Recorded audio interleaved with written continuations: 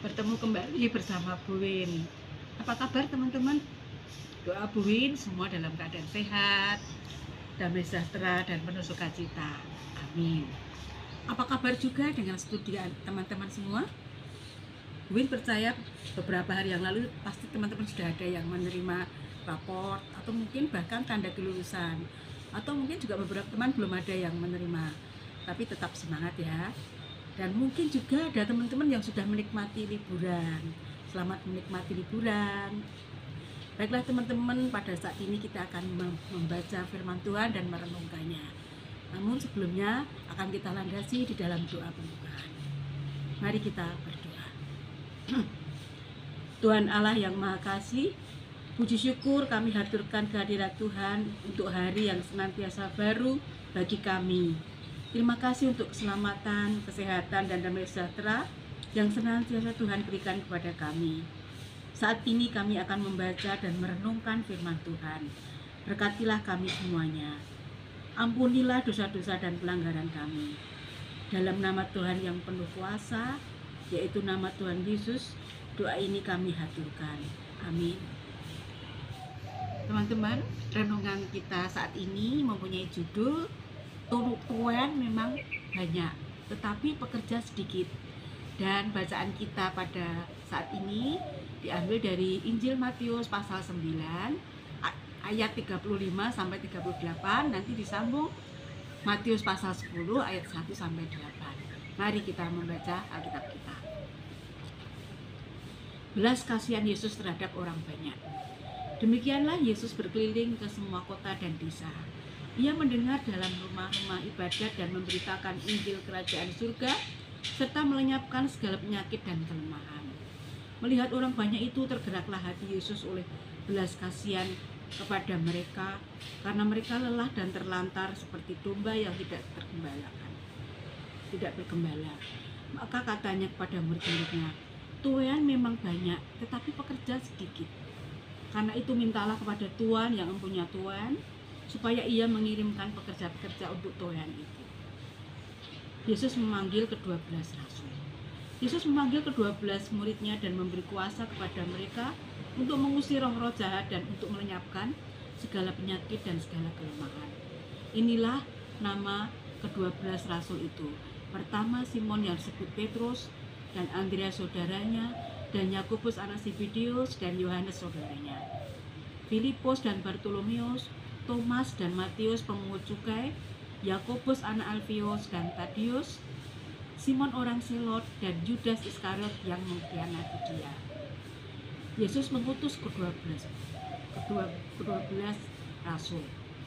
Ke-12 rasul itu diutus oleh Yesus, dan ia berpesan kepada mereka, "Janganlah kamu menyimpang ke jalan bangsa lain atau masuk ke dalam kota orang Samaria, melainkan pergilah kepada domba-domba yang hilang dari umat Israel.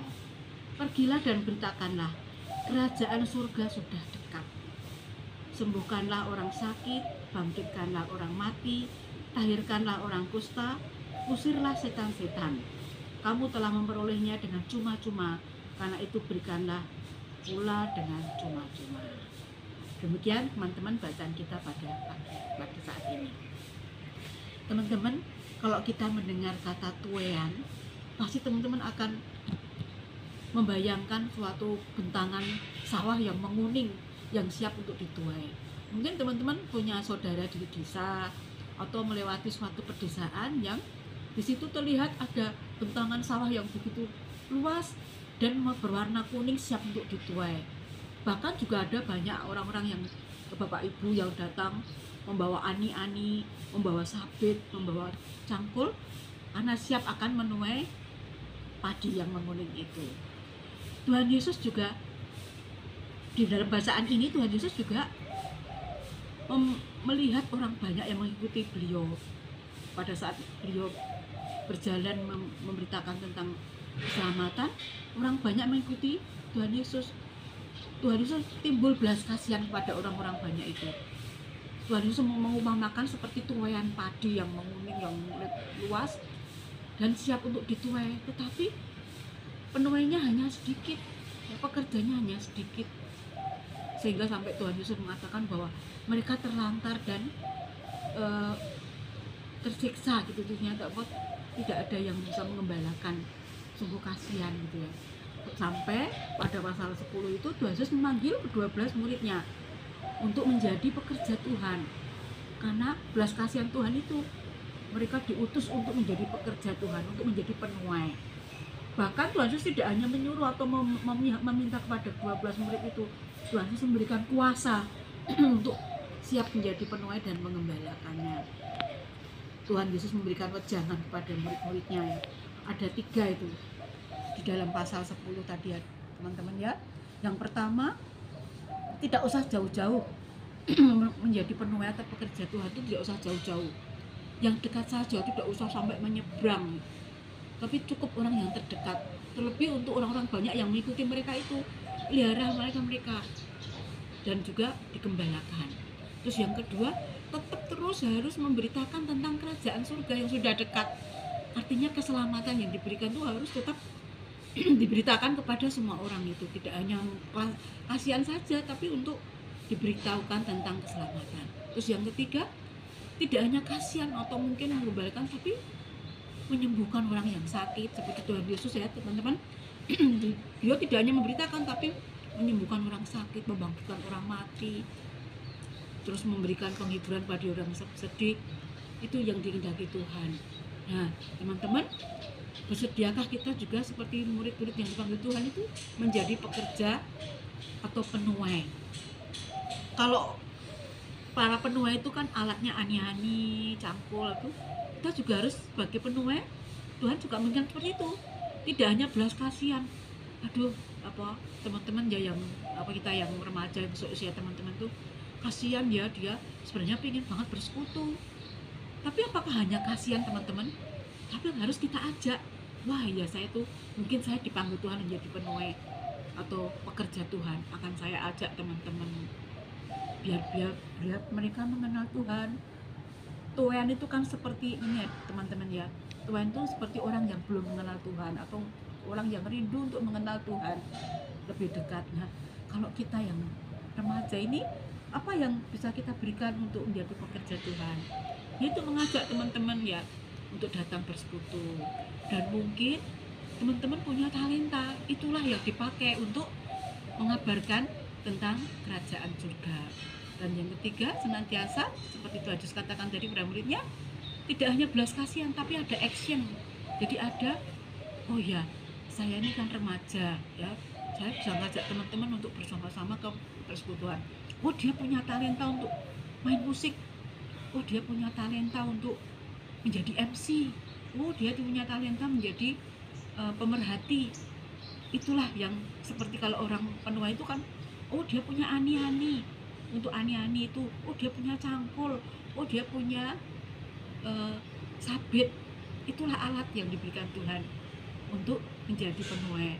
Nah teman-teman, oleh karena itu janganlah kita hanya mempunyai belas kasihan atau kasihan kepada teman-teman, tapi kita yang terdekat seperti tadi yang katakan Tuhan ya, tidak usah jauh-jauh temanku yang itu enggak usah, tapi yang terdekat dengan kita, mari kita ajak untuk bersekutu. Kita punya kebaktian remaja loh, nah kita ajak.